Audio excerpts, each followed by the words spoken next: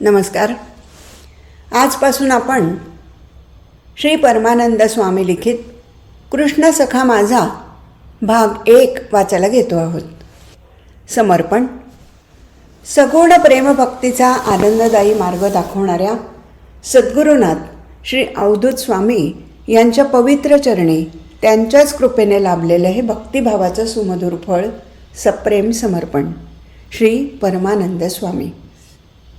पुस्तक परिचय.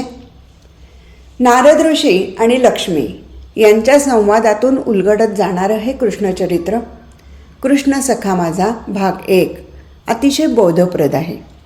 कृष्णचरित्र हे अनेक चमत्कारांनी भरलेलं आहे असंच नेहमी वर्णन केलं जातं, परंतु श्री परमानंद स्वामी यांनी लिहिलेलं हे कृष्णचरित्र वाचताना त्या प्रसंगातली तर्कसंगतता वाचकांना विचार करायला लावणारी आहे. ते वाचताना हे प्रसंग असेच घडले असणार असंच वाटतं.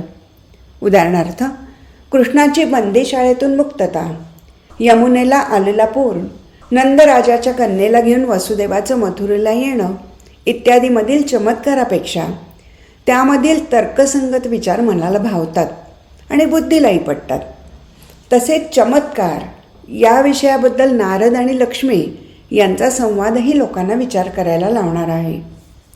आगामी कृष्ण सखा माझा भाग 2 मध्ये नामकरण संस्कार, कृष्णाच्या बाललीला, कृष्णाचा परमसखा पेंद्या, गोपिकांचे लज्जारक्षण इत्यादी.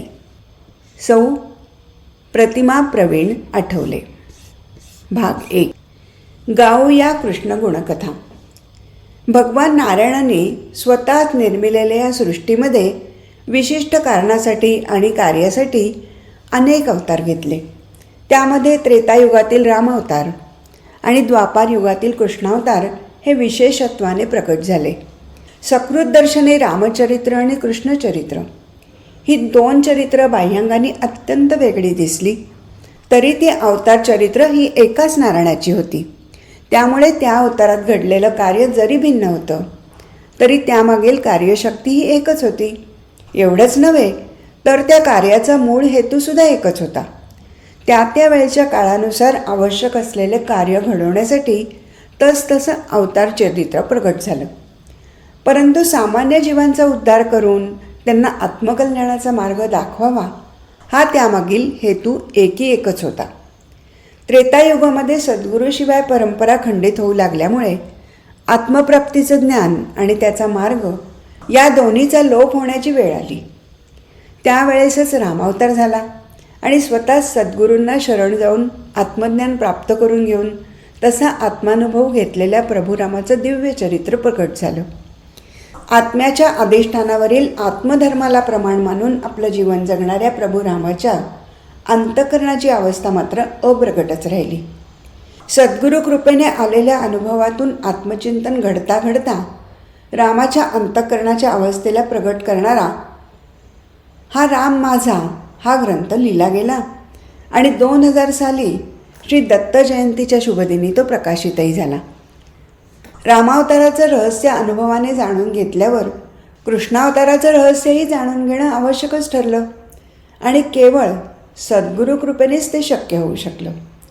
रामावतारामध्ये गंभीर आणि धीरोदात्त चरित्रामुळे रामाच्या अंतःकरणातील प्रेमस्वरूप अवस्था अप्रकटच राहिली. रामाचं महात्म्य जाणून घडलेल्या भक्तीने त्याच्या अंतःकरणापर्यंत पोचल्यावरतीच त्याची प्रेमस्वरूप अवस्था लक्षात येत असे आणि रामाच्या प्रेमाचा अनुभव घेणं शक्य होत असे. कृष्णावतारात मात्र आधी कृष्णाचं सर्वांवरील असलेलं प्रेम आणि आपलेपणा सहजतेनं प्रगट होत राहिले, परंतु त्याच्या अंतःकरणातील त्याचं महात्म्य मात्र अप्रकटच राहिलं. कृष्णाचं प्रेम अनुभवून त्याच्या भक्तीनेच त्याच्या अंतःकरणापर्यंत पोचल्यावरती त्याचं महात्म्य जाणणं शक्य होतं. राम आणि कृष्ण या 2 अवतार चरित्रातील हा मूलभूत फरक लक्षात घेतल्यावरती त्या चरित्राकडे पाहण्याची योग्य दृष्टी प्राप्त होते आणि बाह्यांगाने अत्यंत वेगळ्या वाटणाऱ्या त्या चरित्राचा एकच आनंद अनुभवायला मिळतो. कृष्णचरित्र एवढं व्यापक आहे की त्याचा अभ्यास करून ते जाणून घेण्याचा प्रयत्न करणं म्हणजे एका छोट्या घोटात सागराचं सर्व जल प्राशन करण्याचा प्रयत्न करण्यासारखा आहे. परंतु त्या सर्व चरित्रातील कृष्णाच्या अंतःकरणातील अवस्था जी एकच होती, ते त्याचं स्वरूप जाणून घेणं मात्र शक्य आहे आणि तेच खरं आवश्यक आणि आनंदाचं आहे. कृष्णाचा अवतार हा द्वापारयुगाच्या शेवटी झाला. त्यावेळी अधर्म पराकोटीचा माजला होता आणि आत्मधर्माला ग्लानी येऊन स्वधर्माचरणाचा ऱ्हास झालेला होता. मनामधील विषय वासनेचं मूळ अत्यंत खोलवर गेलेलं होतं आणि शब्दज्ञानाचा सुकाळ झाला होता. एकीकडे दुष्प्रवृत्तीचे लोक सत्तांध आणि मदोन्मत्त झाले होते, तर दुसरीकडे सत्प्रवृत्तीचे लोक मनाने दुर्बळ होऊन त्यांचं स्वत्व हरवून बसले होते. अशा वेळी सज्जनांचं रक्षण करून दुर्जनांचं निर्मूलन करण्यासाठीच कृष्णाचा अवतार झाला होता. कृष्णचरित्राची सुरुवात गोकुळापासून झाल्यामुळे कृष्णचरित्र म्हणजे गोकुळ असंच जणू समीकरण होऊन राहिलं. परंतु त्यातही कृष्णाच्या गोकुळातील बाललीला, त्याच्याकडून घडलेले अनेक चमत्कार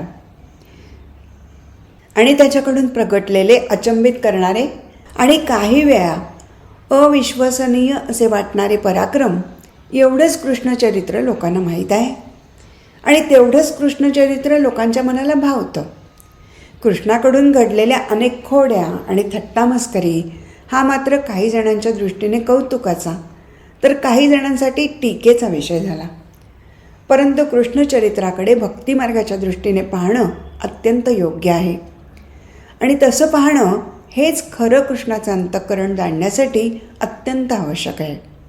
कृष्णाचं अंतःकरण जाणून घेतलं तरच कृष्णचरित्राच्या रहस्याचं यथार्थ आकलन होईल आणि कृष्णचरित्राचा खरा आनंद अनुभवता येईल. अवतार चरित्राकडे पाहण्याची अशी शुद्ध, निर्मळ आणि प्रेमळ दृष्टी ही केवळ सद्गुरू कृपेनेच प्राप्त होऊ शकते आणि अशी कृपा सद्गुरू भक्तीनेच फळाला येते. सद्गुरू कृपेचा असा प्रसाद लाभण्याचं परमभाग्य मला माझे परमपूज्य पिता आणि सद्गुरुनाथ श्री अवधूत स्वामी यांच्या सहवासात आणि त्यांच्याच कृपेने लाभलं.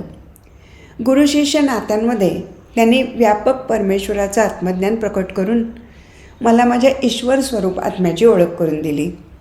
श्री अवधूत स्वामींच्या जीवनचरित्राकडे पाहता पाहता आणि त्यामध्ये प्रत्यक्ष सहभागी होता होता त्यांच्या परमेश्वरी अनुभवाच्या सत्यतेची निस्संशय खात्री पडली. परंतु मला झालेल्या आत्मज्ञानाचं रूपांतर प्रत्यक्ष माझ्या अनुभवात होण्यासाठी मात्र सद्गुरुनाथांनी सगुण प्रेमभक्तीचा नवविध मार्ग प्रकट करून तोच मला दाखवला. या त्यांच्या माझ्यावरील कृपेला मात्र कुठलाही अंत किंवा पारावर नाही आणि कुठलीही तुलनाही नाही. सद्गुरुनाथांचं परमेश्वरी महात्म्य जाणून त्यांच्यावरील व्यक्तिगत प्रेमाने घडलेली त्यांचीच भक्ती हेच या प्रेमभक्ती मार्गाचं मूळ आहे. त्याची सुरुवातही सद्गुरुनाथाच्या माझ्यावरील व्यक्तिगत प्रेमाने आणि त्यांनीच दिलेल्या सख्यत्वाच्या अत्यंतिक जवळिकेतूनच आहे. त्यामुळे श्री अवधूत स्वामींचं आणि माझं फक्त गुरुशिष्यांचंच नातं राहिलं नाही, तर त्याच्याही परते असलेले देव आणि भक्त असे अत्यंतिक प्रेमाचे आणि जवळकीचे संबंध निर्माण झाले.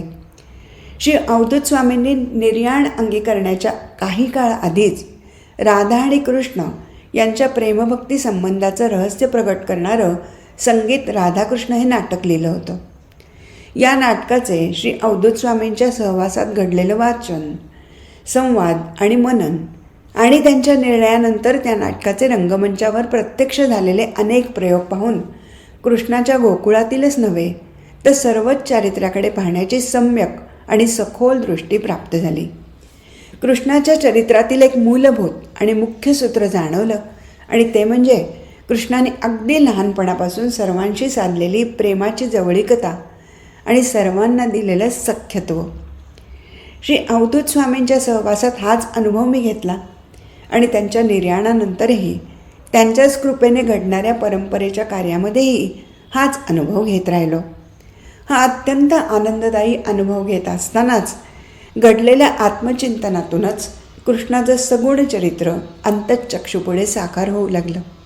अंतःकरणामध्ये या स्वानंदाची एवढी दाटी होऊ लागली की त्या अनुभवाला शब्दरूप देणं भागच पडलं आणि त्यामुळे माझ्या अंतरातील तो कृष्णसखा बाह्यांगाने मनोहारी आणि चित्ताकर्षक रूपाने प्रकट होऊ लागला. कृष्णाचं चरित्र आणि लीला यांच्याकडे केवळ भाबड्या भाविकतेनं किंवा केवळ चिकित्सक बुद्धीनं न पाहता स्वानुभवाच्या शोधक पण रसिक दृष्टीने पाहणं घडू लागलं आणि कृष्णचरित्रातील कृष्णाचं भावपूर्ण अंतःकरण त्याच्या रहस्यासहित सुस्पष्टपणे दिसू लागलं. कृष्णाच्या त्या अंतःकरणाचं वर्णन कृष्णप्रेमाने घडता घडता कृष्णाच्या अंतःकरणातील प्रेमभाव अनेक अंगाने आणि विविध रंगाने सहजपणे साकार होऊ लागले. कृष्णचरित्रातील अनेक दैवी पराक्रमांचं आणि चमत्कारांचे प्रसंग कथनीय नसून कृष्णचरित्रातील अनेक भावपूर्ण प्रेमाचे प्रसंग हेच वर्णनीय आहेत असे जाणवू लागलं आणि तीच कृष्णचरित्रातील मुख्य स्थानं झाली. एवढंच नव्हे तर डोळस दृष्टीने पाहता पाहता अनेक चमत्कार सदृश प्रसंगातील वस्तुस्थिती लक्षात येऊ लागली आणि ती तशीच प्रगटही होऊ लागली. प्रसंगाच्या अशा वस्तुनिष्ठ वर्णनामुळे कृष्णचरित्रावर असलेल्या श्रद्धेतील निव्वळ भाविकतेमुळे आलेलं अंधत्व दूर होतं आणि त्या चरित्रावरील श्रद्धा अधिक दृढ होते. त्याचबरोबर कृष्णचरित्रावरील प्रेम अधिकाधिक वाढू लागतं आणि कृष्णाचं महात्म्यही अधिकाधिक जाणवू लागतं. ईश्वरप्राप्तीचे जे अनेक मार्ग आहेत त्यापैकी विशेषत्वाने असलेला आणि काळानुसारही केवळ तोच शक्य असलेला असा सगुण प्रेमभक्ती मार्ग प्रकट करण्यासाठीच कृष्णाचा अवतार झालेला होता. कृष्णाच्या या कार्याची सुरुवात गोकुळापासूनच झाली. सगुण भक्तीच्या नवविधा मार्गामध्ये खरं तर सख्य भक्ती ही 8व्या पायरीवर आहे. परंतु कृष्णाने आधीच सर्वांना सख्यत्व देऊन कृष्णाचं ईश्वरी प्रेम अनुभवण्याची संधी सर्वांना उपलब्ध करून दिली. त्यातून ज्याच्या ठिकाणी कृष्णाविषयी व्यक्तिगत प्रेम निर्माण झालं आणि ज्याने कृष्णाचं महात्म्यही जाणलं त्यांच्यासाठी कृष्णरूपानेच सगुण भक्तीचा मार्ग मोकळा झाला. अशा सगुण प्रेमाने आणि भक्तीने कृष्णाशीच कायमची ऐक्य पाहून राहिलेली राधा ही सगुण भक्ती मार्गाच्या यशस्वीतेचं कायमचं प्रतीक आणि रूपकही होऊन राहिली. गोकुळातील कृष्णचरित्रामध्ये राधा आणि कृष्ण यांचं प्रेमभक्तीचे संबंध हेच मुख्य सूत्र ठरलं. एक सामान्य जीव, त्यातूनही स्त्री आणि तीही विवाहित स्त्री म्हणून राधेला कृष्णाची भक्ती करताना अनेक मानसिक, कौटुंबिक आणि सामाजिक संघर्षाला तोंड द्यावं लागलं. अनेकांच्या टीकेला आणि निंदेलाही राधेला सामोरे जावं लागलं. तरीही राधेचं कृष्णावरील प्रेम आणि श्रद्धा जराही विचलित न होता ती कायमपणे वाढतच राहिली आणि राधा शेवटी कृष्णाशीच भक्तिभावाने ऐक्य पावली. हा राधेचा जीवन इतिहास सगुण भक्तिमार्गामध्ये येणाऱ्या अनेक अडचणींचा निर्देश करणारा आहे. त्याचप्रमाणे सर्व संकटात जराही न डगमगता सर्व अडचणीतून मार्ग काढत काढत पुढे जाता जाता देवाशी कसं ऐक्य पावता येतं याचं मार्गदर्शन करून भक्तांच्या ठिकाणी आत्मविश्वास वाढवणारा असाही हा इतिहास आहे. म्हणून पुढेही अनेक संत महात्म्यांनी सगुण भक्तिमार्गाने जाताना याच राधाकृष्ण प्रेमाचा आधार घेतला. त्यांच्या रूपकानेच आपलं सगुण प्रेम, भक्तिभाव आणि आनंदाचा अनुभवही प्रकट केला आणि सगुण भक्तीचं महात्म्य गरजावून दुमदुमत ठेवलं. कृष्णाने त्याचं सख्यत्व खरं तर त्याच्या गोकुळानंतरच्या चरित्रामध्येही सर्वांना दिलं. अर्थात गोकुळामध्ये ही संधी विशेषत्वाने आणि जास्त प्रमाणात उपलब्ध झाली हे खरं आहे. तेव्हा या कृष्ण सख्याचं सर्व चरित्रच या सख्यत्वाच्या सूत्रातून पाहणं आवश्यक आहे. कारण तेव्हाच कृष्णाच्या संपूर्ण चरित्राचा उलगडा होऊन त्याचा योग्य अन्वयार्थ लागू शकेल आणि तेव्हाच कृष्णचरित्राचा खरा आणि पूर्ण आनंद अनुभवता येईल. या दृष्टीने लिखाण घडता घडता एकीकडे पृष्ठांची संख्याही वाढत राहिली आणि दुसरीकडे नित्याच्या सहवासातील अनेक प्रेमी आणि भक्तजनांच्या ठिकाणी या कृष्ण सख्याशी भेट घेण्याची आतुरताही वाढत राहिली. त्यांना कृष्णाच्या सख्यत्वापासून जास्त काळ दूर ठेवणंही अशक्य होऊ लागलं आणि अयोग्यही वाटू लागलं. शरयू प्रकाशनचे डॉक्टर चंद्रशेखर आष्टीकर यांनी यावरती एक चांगला उपाय शोधून काढला. कृष्णाच्या गोकुळापर्यंतच्या जीवनचरित्राच्या ठिकाणी थोडा वेळ थांबायचं ठरवलं आणि तेवढा भागच प्रथम प्रकाशित करावा अशी त्यांची प्रेमाची सूचना सर्वच दृष्टीने सुयोग्य वाटली. आणि त्याप्रमाणे कृष्णचरित्राच्या वर्णनाच्या वाटचालीत एक थांबा घेण्याचं ठरवलं. अर्थात पुढील कृष्णचरित्राचं लेखन हे त्याचा कळस गाठेपर्यंत घडतच राहणार आणि तसं घडलंही आहे. अंतःकरणाच्या स्वानुभवाच्या अवस्थेतून उत्स्फूर्तपणे घडणाऱ्या कृष्णचरित्राच्या गायनाला आणि लिखाणाला थांबवता येणं मलाही शक्य नाही. ते माझ्याही हातात नाही, कारण ते हृदयात सतत स्फुरतच राहतं आणि ते तसंच राहणारही. एकदा निर्णय झाल्यानंतर डॉक्टर चंद्रशेखर आष्टीकर आणि सौ शरयू आष्टीकर या उभयता पतिपत्नीने तसा ध्यासच धरला. म्हणूनच ग्रंथ अत्यंत सुंदर, सुरेख आणि आकर्षक अशा ग्रंथाच्या विषयाला साजेशा रूपात प्रकाशित होत आहे. त्यांना सर्वांगाने सर्वभावाने प्रत्यक्ष साथ देणारे श्री किशोर तथा भाऊ ठाकरे हेही खरोखरच अभिनंदनास पात्र आहेत. या सर्वांना प्रेमपूर्वक शुभाशीर्वाद तर आहेतच. ईश्वराच्या भक्तीचा आनंददायी फळ प्राप्त करून घेऊन मिळालेले आशीर्वाद ते सार्थ ठरवतील याची पूर्ण खात्री आहे. आणखीन एक विशेष गोष्टीचा आवर्जून उल्लेख करायचा आहे. श्री प्रसाद आठवले यांनी अत्यंत प्रेमभावाने आणि सेवाभावाने केलेले या ग्रंथाचं अक्षर संयोजन, व्यक्तिगत प्रेमाने आणि श्रद्धेने केलेलं हे त्यांचं योगदान अत्यंत कौतुकास्पद आणि स्पृहणीय आहे. त्यांना या योगदानात आपलेपणाने हातभार लावलेल्या त्यांच्या पत्नी सौ स्नेहल आठवले याही कौतुकास पात्र आहेत. त्यांचा स्नेहही असाच वाढत राहो हीच सदिच्छा. विशेष प्रेमाचे असलेले श्री प्रवीण आठवले आणि सौ प्रतिमा आठवले यांनीही विशेषत्वाने सहाय्यभूत होऊन अर्पण केलेला त्यांचा प्रेमभाव अतिशय आनंदित करणारा असाच आहे. परमानंद परिवारातील या आठवले परिवाराला अत्यंत प्रेमपूर्वक शुभाशीर्वाद. त्यांचे असलेले प्रेमभक्तिभावाचे संबंध असेच अधिकाधिक वृद्धिंगत आणि दृढ होत राहोत. श्री प्रकाश तारी यांनी अत्यंत प्रेमाने आणि सेवाभावाने काढलेले आणि रंगवलेले अत्यंत सुंदर मुखपृष्ठ हे या ग्रंथाचे एक आकर्षण आणि वैशिष्ट्य ठरलं आहे. श्री प्रकाश तारी व त्यांना प्रेमाने सहाय्यभूत झालेल्या त्यांच्या पत्नी सौ मंगल तारी या उभयतांना प्रेमाशीर्वाद आणि त्यांचे मनपूर्वक अभिनंदन. असा हा कृष्ण सखा सर्वांचा सखा होऊन राहावा, त्याचं प्रेम आणि सख्यत्व सर्वांनाच मिळावं आणि त्यांना ते लाभावंही. त्याच्याविषयी सर्वांच्याच ठिकाणी भक्तिभाव निर्माण व्हावा आणि त्या भक्तीचा आनंद सर्वांनाच नित्य अनुभवता यावा, एवढीच ईश्वरचरणी प्रेमाची प्रार्थना आता एकच सांगणं आहे.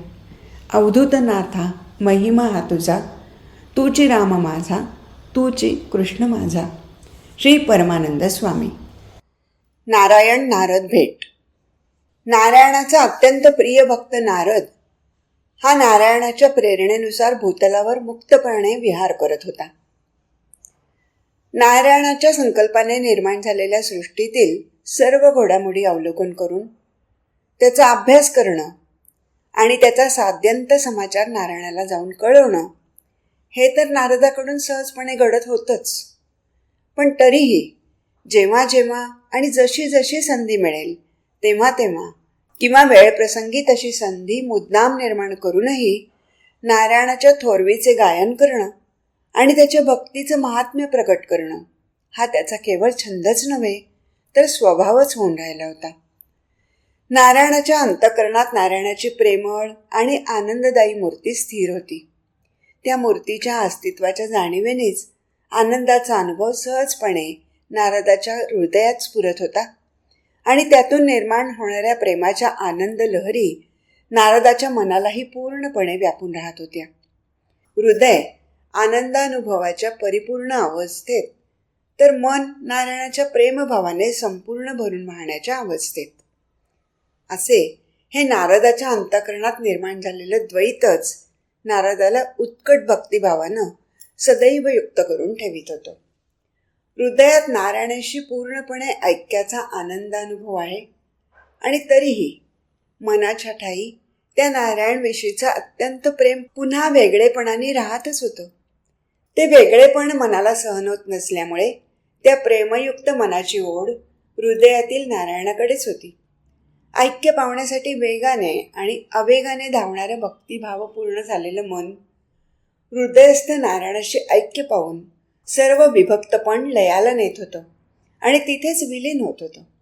त्या ऐक्याच्या संयोगातूनच वेगळेपणाने प्रेम अनुभवण्याची उत्कट उर्मी पुन्हा निर्माण होत होती आणि मन प्रेमयुक्त अवस्थेत कायम राहूनही पुन्हा वेगळं होत होतं, ते पुन्हा ऐक्याच्या आनंददायी अनुभव घेण्यासाठीच.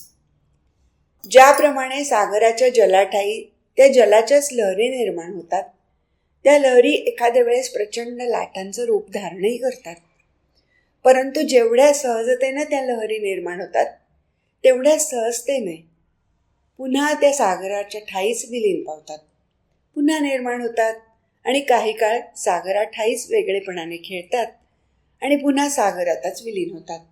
किंबहुना अशा असंख्य अनंत लहरी मिळूनच सागराचं रूप आहे. लहरी विहिरीत सागर असूच शकत नाही, अतिशय सूक्ष्म का होईना, पण सागराच्या ठाई लहरी या असणारच. त्या लहरी या सागराच्या ठाईच्या चैतन्य शक्तीच्या द्योतकच आहेत. अगदी तसंच नारायणाचं सगुण प्रेम आणि त्याच्या सगुण भक्तीचा आनंद अनुभव यांचं हे द्वैत आहे. आनंदाचा अनुभव ऐक्यातून आहे, तर प्रेमाचा अनुभव द्वैत भावातून आहे. आणि या आनंदाच्या ऐक्यभावाला आणि प्रेमाच्या द्वैत भावाला नेहमी सलगतेनं जोडून ठेवणारा असा भक्तिभाव आहे. हा भक्तिभाव द्वैताच्या उत्कट प्रेमातून निर्माण होतो आणि ऐक्याच्या आनंदानुभवात विलीन होतो. म्हणूनच हा भक्तिभाव हे प्रेमभावाच्या जागृतीचं लक्षण आहे, तर आनंदानुभवाच्या निश्चितीचं ते एकमेव कारण आहे. असं हे ऐक्याचा अनुभव देणारं प्रेमानंदाचं द्वैत नारायणाचा सर्वश्रेष्ठ भक्त असलेल्या नारदाच्या अंतःकरणात सदैव स्फुरत होतं. प्रेमातून प्रेमासाठी आणि प्रेमाचं निर्माण झालेलं हे द्वैत त्याच्या अंतःकरणात प्रेमाने सदैव खेळत असे आणि खेळता खेळता आनंदाच्या अनुभवात विलीन होत असे. परंतु त्या आनंदाच्या अनुभवावर त्याचं निरतिशय प्रेम जडलं असल्यामुळे तो स्वानंद पुन्हा पुन्हा अनुभवावा असा उत्कट भावही सहजपणे त्याच्या ठिकाणी निर्माण होत होता. त्या उत्कट भावातूनच प्रेमाचं द्वैत त्याच्या ठिकाणी पुन्हा पुन्हा सहजतेने निर्माण होत होतं आणि त्याची परिणिती पुन्हा पुन्हा आनंदानुभवात होत होती. या प्रेमानंदाचं मिलन एवढं अखंड होतं की खरं तर तिथे भक्ती म्हणून काही वेगळी आहे अशी दाखवण्यासाठी किंवा पाहण्यासाठी सुद्धा वेगळी उरली नव्हती. आनंद सागराच्या मध्ये वसलेल्या एखाद्या प्रेमनगरीसारखीच जणू त्याच्या अंतःकरणाची अवस्था झाली होती. त्या नगरीच्या सर्व बाजूनी एकीकडे सागरच पसरलेला आहे. आनंद सागरातून किनाऱ्याकडे यावं तर प्रेमनगरीत येणं घडत आहे आणि प्रेमनगरीतून दूर व्हावं तर आनंद सागरात बुडणं घडत आहे. अशा अंतःकरणाच्या विलक्षण पण विलोभनीय अवस्थेत असलेली नारदाची मूर्ती विशेषच शोभनीय दिसत होती. अशा अंतःकरणाच्या आनंद निर्भर आणि देहभान विरहित अवस्थेत सहजपणे विहरत असताना नारदाच्या मनाच्या ठिकाणी एकाएकी एका आगळ्या वेगळ्या प्रेमाची भावना निर्माण होऊ लागली. त्या प्रेमभावनेचा नाजूक व हळूवार स्पर्शही मनाला एका वेगळ्याच सुखाचा अनुभव आणून देऊ लागला. त्याच्या मनाच्या ठिकाणी एक अनाकलनीय आणि अनामिक पण हवी हवीशी वाटणारी अशी हुरहुर निर्माण होऊ लागली आणि त्याच्या मनाला बेचैन करू लागली. स्वतःच्या अंतःकरणातच द्वैतभाव आणि ऐक्यभाव यांचा प्रेमानंद अनुभवता अनुभवता त्याला एकदम बाह्यांगाच्या प्रत्यक्ष द्वैताचीही आवश्यकता वाटू लागली. मन नारायणाच्या प्रेमाने पूर्णपणे युक्त असूनही त्या मनाच्या ठिकाणी काहीतरी अपुरेपणा जाणवू लागला. त्याच्या ठिकाणी निर्माण झालेल्या सगुण प्रेमाच्या भुकेचंच हे सुलक्षण होतं हे त्याच्याच लक्षात आलं. ही प्रेमाची लागलेली भूक प्रत्यक्ष सगुण प्रेमाच्या अनुभवाने शमन होणार आहे हे तर तो जाणतच होता. त्यामुळे नारायणाचं स्मरण त्याला तीव्रतेनं होऊ लागलं. परंतु नारायणाच्या प्रेमाचं कितीही स्मरण असलं आणि त्या प्रेमाचा कितीही उत्कट ध्यास लागलेला असला तरी नारायणाच्या सगुण प्रेमाच्या प्रत्यक्ष अनुभवाला दुसरा कोणताही पर्याय नाही आणि त्यासाठी नारायणाची प्रत्यक्ष प्रेमभेट घेणं हाच एकमेव उपाय आहे हे नारदाला निश्चितपणे ठाऊक होतं. त्यामुळे नारायणाच्या दर्शनाची आणि प्रेमाची ओढ त्याच्या ठिकाणी प्रकर्षाने वाढू लागली. आपल्या मनाच्या अवस्थेत असा अचानक झालेला बदल कशामुळे झाला असावा असा विचार करत नारदाने आपले नेत्र हळूहळू उघडले. एखाद्या सुंदर कमळाच्या कोमल पाकळ्यांप्रमाणे उलगडणाऱ्या त्याच्या नेत्रातून तिथे आधीच साठून राहिलेले प्रेमाश्रू अनिर्बंधपणे वाहू लागले आणि त्याच्या अंतःकरणात दाटून राहिलेल्या नारायणाविषयीचा प्रेमभाव मोकळा होऊ लागला. त्याचं देहभान थोडं थोडं जागृत होऊ लागलं आणि बाह्यसृष्टी हळूहळू त्याच्या दृष्टीस येऊ लागली. आणि एकदम त्याच्या लक्षात आलं, तो गोकुळ वृंदावनाच्या परिसरात आला होता. सगुण प्रेमभक्तीने भारित होऊन राहिलेल्या त्या वातावरणाचाच त्याच्या मनावर असा परिणाम होत आहे हे त्याने ओळखलं. नारायणाच्या सगुण प्रेमाचं आणि त्यातून घडणाऱ्या त्याच्या प्रत्यक्ष भक्तीचं महात्म्य जे नारदाच्या अंतःकरणात पूर्णपणे भरून राहिलं होतं ते एकदम दाटून आलं. अंतःकरणाच्या त्या भावपूर्ण अवस्थेत मनातील प्रेमभावही उत्कट झाला आणि प्रत्यक्ष नारायणाच्या निकट जाण्यासाठी अतिशय आतुरला. मग नारायणाचं तनही नारायणापासून दूर राहायला तयार होईना.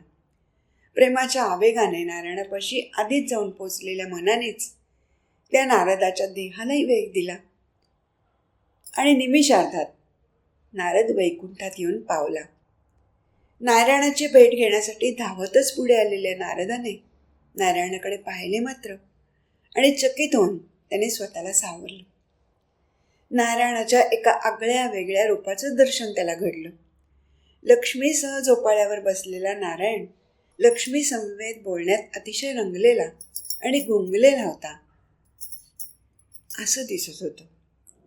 नारायणाने अतिशय प्रेमाने लक्ष्मीचे हात आपल्या हातात घेतले होते आणि तिच्याशी काहीतरी विनोदाने बोलत होता, काहीतरी गंमतशीर तिला सांगत होता. लक्ष्मी ही नारायणाच्या नर्म विनोदाला स्त्री सुलभ असून थोडीशी लाजूनच सहज प्रतिसाद देत होती. प्रेमाच्या सुखसंवादात रमलेल्या अशा त्या नारायणाच्या आणि लक्ष्मीच्या दर्शनाने नारदही आश्चर्यचकित झाला. एवढंच नव्हे तर तो सुखावलाही. नारायणाच्या त्या सुंदर रूपाचं दर्शन सुख मनसोक्तपणे घेता यावं म्हणून नारद थोडासा आडोशामागे झाला आणि तेथूनच नारायणाला अत्यंत प्रेमाने आणि कौतुकाने न्याहाळत राहिला. असा बराच काळ गेला. नारायणाच्या आनंदाच्या सुखात सहभागी झालेली लक्ष्मी नारायणाला तिच्या प्रेमभावाने सुखावीत होती. त्या उभयतांना आता दुसऱ्या कशाचंही भान राहिलं नसावं असा विचार नारदाच्या मनात येतो न येतो तोच नारायण अत्यंत सहजपणे उद्गारला, अरे नारदा, असे आडून आमच्याकडे पाहून त्याचा आनंद घेण्यापेक्षा प्रत्यक्ष आमच्या आनंदातच सहभागी हो ना. असं केवळ बोलूनच नारायण थांबला नाही तर बोलत बोलत तो स्वतः पुढे आला. नारदाचे दोन्ही हात धरून त्यांनी नारदाला आत आणलं आणि आपल्याजवळ अत्यंत प्रेमाने बसवून घेतलं. नारायणाने केलेल्या प्रेमस्वागताने नारदही भारावून गेला आणि अतिशय भावपूर्ण झाला. त्या भावाच्या भरातच तो बसलेल्या जागेवरून त्वरित उठला आणि त्याने नारायणाला साष्टांग प्रणिपात केला. नारायणाने हर्षभरीत होऊन नारदाला प्रेमाने उठवलं आणि दृढ आलिंगन दिलं. भक्तिभावाने नारायणाच्या हृदयाचं अंगच होऊन राहिलेला नारद आणि आनंदानुभवाने नारदाचं हृदय होऊन राहिलेला नारायण या उभयतांचं ते अलौकिक मिलन पाहून लक्ष्मीचंही अंतर भरून आलं आणि नेत्राद्वारे सहजपणे वाहू लागलं. स्वानुभवाने ती जाणत होती की एका क्षणात प्रेमाच्या अलोट वर्षावाचा अनुभव आणून देणारं बाह्यांगाचं असं मिलन तेव्हाच घडू शकतं जेव्हा उभय त्यांच्या हृदयात ऐक्याचा अनुभव सततचा असतो.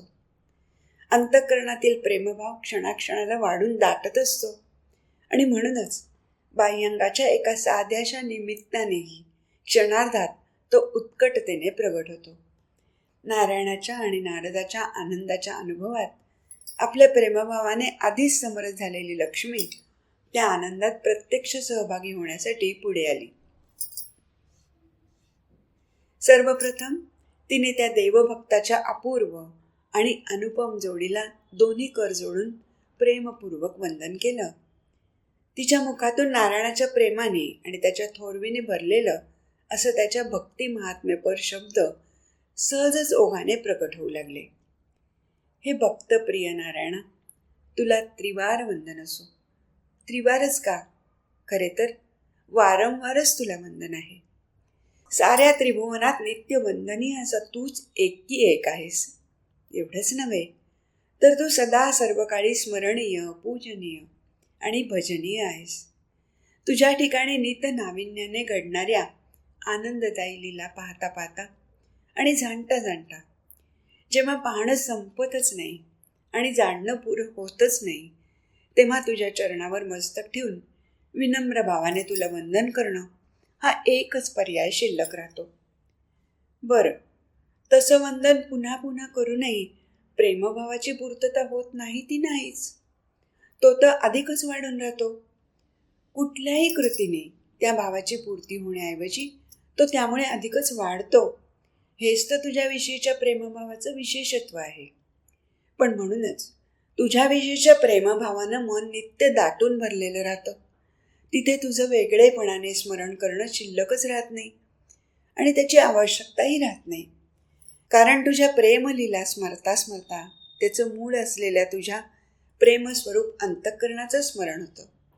त्या तुझ्या प्रेमस्वरूपात रममाण झालेल्या मनाच्या ठिकाणी स्मरण विस्मरण हे द्वंद्वही पूर्णपणे लयाला जातं. तरीही तुझ्या प्रेमलीलाचं गुणगायन करून तुला सुख व्हावं अशी उर्मीही त्याच मनाच्या ठिकाणी निर्माण होते. तुझ्या गुणवर्णनात नित्य रंगलेल्या मनाकडून तुझी मानसपूजा नित्य घडत राहते आणि म्हणूनच प्रत्यक्ष भेटीत तुझं प्रत्यक्ष पूजन सहजतेनं आणि भावपूर्णतेनं घडतं. षोडशोपचारे केलेल्या पूजनाने जरी तू संतुष्ट झालेला दिसतोस, तरी शब्दरूपी सुमनांद्वारे केलेल्या तुझ्या पूजनानेच तू खरा प्रसन्न होतोस. हे गुज तुझे भक्तच जाणत असतात. म्हणूनच तुझे खरे भक्त तुला बाह्यांगाने तोषूनही तुझ्या अंतराला नेहमीच प्रसन्न करत असतात. तुझ्याविषयीच्या अत्यंतिक प्रेमातून स्फुरलेल्या शब्दांनी तुझ्या अंतःकरणाचं वर्णन करू पाहणारी आमची वाणी 2 शब्दाच्या अभावामुळे अबोलच होऊन जाते. पण त्याचबरोबर त्या वर्णनाद्वारे तुझ्या अंतःकरणातील आनंद अनुभवाची नित्याची अवस्था आणि आमच्या मनाच्या ठायी तात्कालिक झालेली भावपूर्ण अवस्था, या दोन्ही अवस्थातील अंतर जाणवतं आणि मनाला अधिकच व्याकुळ करतं. पण या व्याकुळतेमुळे मनाला कोणत्याही प्रकारची उदासीनता किंवा उद्विग्नता न येता तुझ्या अवस्थेशी ऐक्य पावण्याचाच भाव उत्कट होतो. या उत्कट भावातूनच तुझे अंतर्बाह्य जवळकीता साधणं घडू लागतं. त्यातूनच तुझ्या अंतःकरणाशी ऐक्य पावण्याचा मार्ग मनाला दिसू लागतो. त्या मार्गाने पुढे जाऊन तुझ्या अंतराजवळ येऊन पावण्याचं मनोबळही तुझ्या प्रेमाकर्षणानेच प्राप्त होतं. हे जे सत्य माझ्या स्वानुभवाचं आहे तेच आता मी तुझ्या आणि नारदाच्या भेटीच्या रूपानं साकार झालेलं पाहिलं आहे. आपण उभयता एकांतात परस्परांच्या प्रेमाने युक्त होऊन भेटत असताना तू तुझ्या स्वानंदाचं सुख माझ्यावर प्रेमाचा वर्षाव करून अनुभवित होतास, तर माझ्याकडून तुझ्या प्रेमाला प्रतिसाद सहजपणे आणि उत्स्फूर्तपणे दिला जात होता आणि त्याद्वारे माझंही तुझ्यावरील प्रेम प्रगट होऊन त्या प्रेमाचा आनंद मी अनुभवित होते. माझ्या प्रेमानुभवात मी सर्वांगाने एकरूप झालेली असल्यामुळे मी तर स्वतःला पूर्णपणे विसरलेच होते. तुझ्या प्रेमवर्षावात सर्वांगाने चिंब भिजलेल्या अवस्थेत मी माझी म्हणून वेगळी राहिलेच नव्हते, तर सर्व भावाने तुझीच होऊन राहिले होते. पण तुझं अंतःकरण अत्यंत व्यापक आणि सखोल असल्यामुळेच तू मात्र माझ्याशी तुझ्या अंतःकरणाच्या एका अंगानेच रममाण झाला होतास. हेच तर तुझ्या अंतःकरणाच्या अवस्थेचं महात्म्य आहे. कारण त्या अशा अवस्थेमुळेच तू एकाच वेळी अनेक भक्तांशी रममाण होऊ शकतोस आणि प्रत्येकाला मात्र तुझ्याशी पूर्णपणे एकरूप झाल्याचा आनंद अनुभवता येतो. आत्ताचीच गोष्ट पाहना. तुझ्या प्रेमभेटीत पूर्णपणे रमलेल्या मला नारदाचंच काय, पण दुसऱ्या कोणाचंही आगमन झालेलं लक्षातच आलं नाही. परंतु नारद प्रत्यक्ष पुढे तुझ्या दृष्टिक्षेपात आलेला नसतानाही तुला मात्र त्याचं येणं तात्काळ जाणवलं. अर्थात त्यात नवल ते काहीच नाही. प्रिय भक्तांच्या हृदयात नित्य वास करून असलेला तुलाच भक्तांच्या आगमनामुळे दरवळलेला प्रेमाचा सुवास सर्वात आधी जाणवणार हे अगदी साहजिकच आहे. नारायणाच्या अंतःकरणाचं वस्तुनिष्ठ वर्णन करणारी लक्ष्मीने केलेली स्तुती ऐकून नारायणही अत्यंत मोकळेपणाने हसला आणि नारदानेही स्मितहास्यपूर्वक मान डोलवून आपली संमती प्रगट केली. लक्ष्मीने पुढे येऊन नारदाला प्रेमादराने प्रणिपात केला असता नारदानेही प्रेमपूर्वक तिचं शुभ चिंतलं. नारायणालाही वंदन करण्यासाठी लक्ष्मी त्याच्याजवळ आली असता नारायणाने तिचे दोन्ही कर प्रेमाने आपल्या हातात धरले आणि तिला प्रेमाने आपल्याजवळ बसवून घेतलं. तेवढ्यात शेषही तिथे आला. त्यानेही भक्तिभावाने नारायणाच्या चरणांना वंदन केलं. नारदाकडे सुस्मित नजरेनं पाहत त्याने नारदालाही प्रेमादरपूर्वक नमस्कार केला आणि तो नारायणाच्या चरणाशी विनम्र भावाने बसून राहिला. नारायणाच्या प्रेमाने भारित झालेले नारद, लक्ष्मी, शेष आणि त्या सर्वांच्या प्रेमाने भावपूर्ण झालेला नारायण, यामुळे सर्व वातावरणातच जणू प्रेमभावाची दाटी झाल्यासारखं झालं होतं. आज इथेच थांबू. हरिओम तत्सत.